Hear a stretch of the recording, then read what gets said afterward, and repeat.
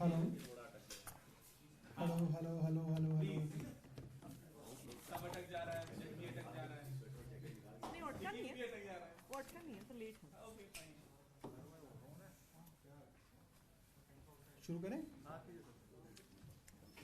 जैसा कि आप सब लोग जानते हैं और हमने पिछली प्रेस कॉन्फ्रेंस के अंदर इस बारे में बताया था कि दिल्ली जल बोर्ड के करीब 27 लाख उपभोक्ताओं में से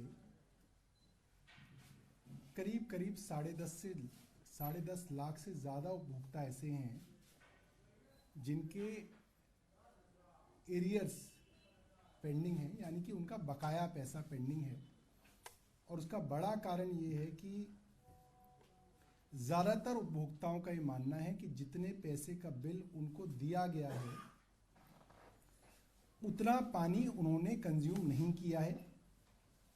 और ये जो बिल हैं, जिन रीडिंग्स पर ये बिल आधारित हैं, वो रीडिंग्स अनाप शनाप रीडिंग्स हैं। वो रीडिंग्स उनके मीटरों की रीडिंग नहीं है।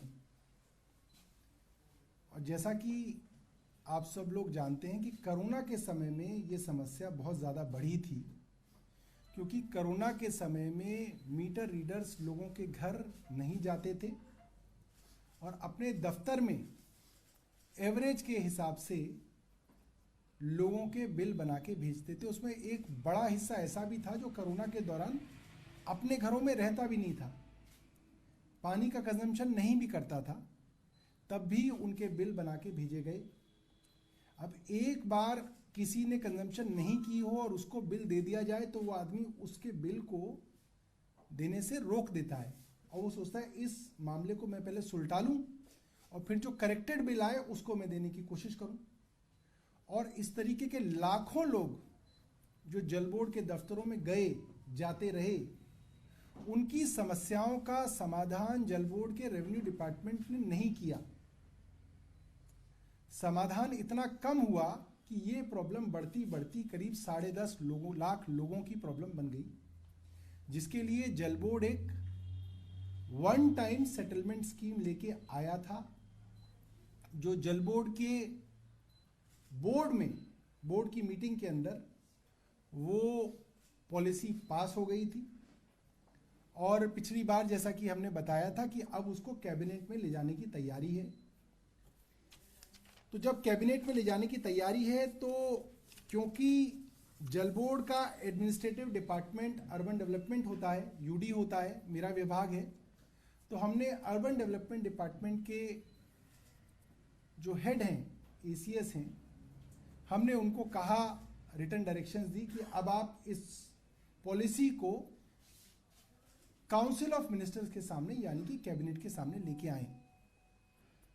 और बहुत हैरानी की बात है कि एसीएस यूडी ने ये करने से मना कर दिया है। और जब मैंने लिखित तौर पे ये आदेश दिए और कहा कि जो फाइनेंस मिनिस्टर हैं, वित्त मंत्री हैं आतिशी, उन्होंने अपनी कमेंट इस कैबिनेट प्रपोजल पे दे दी हैं, तो आपके पास वित्त विभाग की कमेंट यानी कि वित्त मंत्री की कमेंट आ चुकी हैं, तो आप इसको कैबिनेट के सामने लेके आएं। तो उन्होंने कहा कि हम वित्त मंत्री को रिकॉग्नाइज नहीं करते एज अ डिपार्टमेंट। वित्त डिपार्टमेंट या वित्त मंत्रालय का मतलब वित्त मंत्री नहीं है। वित्त मंत्रालय का मतलब वित्त विभाग के मुख्य सचिव हैं, प्रधान सचिव हैं, प्रिंसिपल सेक्रेटरी, यानी कि जो बाबू हैं वो मंत्रालय हैं, मंत्री जो हैं वो मंत्रालय नहीं है। और इसको करके उन्होंने कैबिनेट प्रपोजल लाने से मना कर दिया। इसके बाद आज हमारी इस विषय में एलजी महोदय से चर्चा हुई है। सुबह जब उनका अभिभाषण हुआ तो उसके बाद हमारी उनसे चर्चा हुई, उसमें मैं भी था, आतिशी भी थी, मुख्यमंत्री जी भी थे, और आगे की बात जो है आतिशी बताएंगी। यूडी के एडिशनल चीफ सेक्रेटरी हैं, जो यूडी डिपार्टमेंट के अध्यक्ष हैं। जैसा कि सौरभ जी ने बताया, 4 दिन पहले सौरभ भारद्वाज जी द्वारा यूडी डिपार्टमेंट को निर्देश दिए गए थे कि वन टाइम सेटलमेंट स्कीम पानी के बिल की दिल्ली के सरकार के काउंसिल ऑफ मिनिस्टर्स के सामने रखी जाए। संविधान के अनुसार, जीएनसीटीडी एक्ट के अनुसार, ट्रांजैक्शन ऑफ बिजनेस रूल्स के अनुसार, यानी इस देश के सारे नियम कानून के अनुसार पॉलिसी डिसीजन लेने का अधिकार काउंसिल ऑफ मिनिस्टर्स को ही है।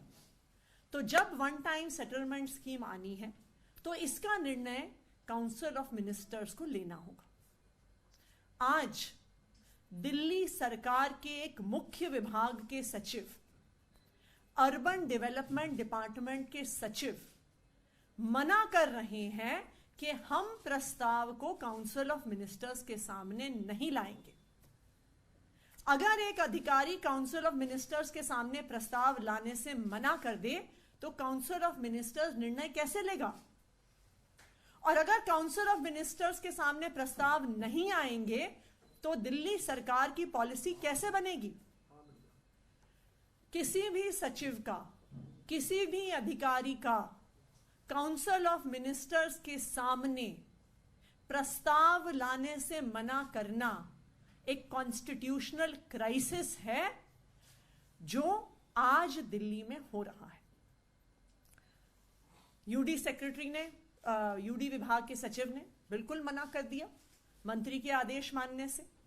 उन्होंने मना कर दिया फाइनेंस मिनिस्टर के लिखित कमेंट्स मानने से। और आज इसी वजह से विधानसभा में एलजी साहब के स्पीच के बाद हमने ये कॉन्स्टिट्यूशनल क्राइसिस का मुद्दा एलजी साहब के सामने रखा। एलजी साहब कॉन्स्टिट्यूशनल हेड हैं government of NCT of Delhi की, इसलिए इस कॉन्स्टिट्यूशनल क्राइसिस को रिजॉल्व करने के लिए मुख्यमंत्री जी ने, यूडी मिनिस्टर ने और मैंने ये दलील एलजी साहब के सामने रखी कि अगर इस प्रकार का कॉन्स्टिट्यूशनल क्राइसिस क्रिएट किया जाएगा, अगर अफसर मंत्री की डायरेक्शंस नहीं मानेंगे, काउंसिल ऑफ मिनिस्टर्स के सामने प्रस्ताव नहीं लेकर आएंगे तो सरकार नहीं चल सकती है। माननीय एलजी महोदय ने इस चर्चा के बाद कहा कि काउंसिल ऑफ मिनिस्टर्स के सामने प्रस्ताव आना चाहिए और उनके सुझाव के अनुसार हमारे यूडी मिनिस्टर सौरभ भारद्वाज जी ने चीफ सेक्रेटरी को कैबिनेट नोट की फाइल भेजी है और चीफ सेक्रेटरी को आदेश दिए हैं कि आने वाले हफ्ते में, अर्ली नेक्स्ट वीक में इस वन टाइम सेटलमेंट स्कीम को कैबिनेट के सामने रखा जाए। हम उम्मीद करते हैं कि जो डायरेक्शंस चीफ सेक्रेटरी को दी गई हैं, माननीय मंत्री जी द्वारा दी गई हैं और एलजी साहब द्वारा दी गई हैं, उन डायरेक्शंस के आधार पर इस वन टाइम सेटलमेंट स्कीम को काउंसिल ऑफ मिनिस्टर्स के सामने रखा जाएगा। आज मैं सभी मीडिया के साथियों के माध्यम से दिल्ली के लोगों को यह बताना चाहती हूं कि यह कॉन्स्टिट्यूशनल क्राइसिस, यह संवैधानिक संकट दिल्ली में क्यों हो रहा है? यह संवैधानिक संकट दिल्ली में जीएनसीटीडी अमेंडमेंट एक्ट की वजह से हो रहा है। जीएनसीटीडी अमेंडमेंट एक्ट के बाद आज दिल्ली सरकार के अफसरों को लगता है कि उनको चुनी हुई सरकार के आदेश मानने की जरूरत नहीं है। उनको लगता है कि अफसरों पर सारा कंट्रोल तो केंद्र सरकार के पास है, भारतीय जनता पार्टी शासित केंद्र सरकार के पास है।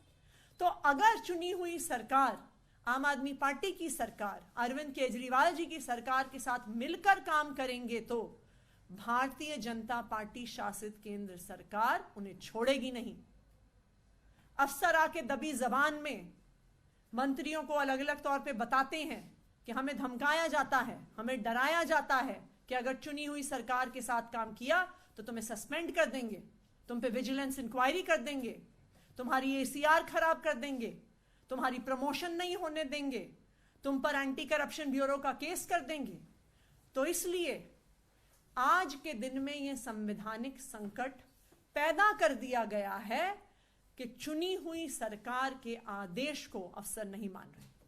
हम उम्मीद करते हैं कि जो एलजी साहब ने हमें आश्वासन दिया है, दिल्ली के कॉन्स्टिट्यूशनल हेड होने के नाते, कि ऐसा संवैधानिक संकट वो दिल्ली में नहीं आने देंगे। हम उम्मीद करते हैं कि उनकी डायरेक्शंस के आधार पर काउंसिल ऑफ मिनिस्टर्स के सामने वन टाइम सेटलमेंट स्कीम का प्रस्ताव जरूर आएगा। मैम, एलजी से बातचीत के बाद जो मुख्य सचिव को आपने डायरेक्शन दिया वो क्या है और कब तक? ये एलजी ने डायरेक्शन दी है सीएस? देखिए, वो बड़ी साधारण सी डायरेक्शन है कि आज सुबह एलजी महोदय से मुख्यमंत्री जी, मैं और आतिशी जी की बातचीत हुई और उस बातचीत में ये तय हुआ कि ये कैबिनेट नोट मुख्य सचिव महोदय को भेज दिया जाए और उनको कहा जाए कि इसको जल्द से जल्द, यानी कि अगले हफ्ते की शुरुआत में ही इसको कैबिनेट के सामने रख दिया जाए।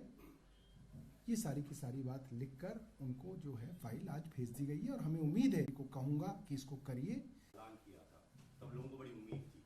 आपने खुद भी जिक्र किया पिछली प्रेस कॉन्फ्रेंस में कि रेवेन्यू का बहुत लॉस हुआ है क्योंकि लोग बिल ही जमा नहीं कर रहे हैं, जैसा मैडम ने बताया।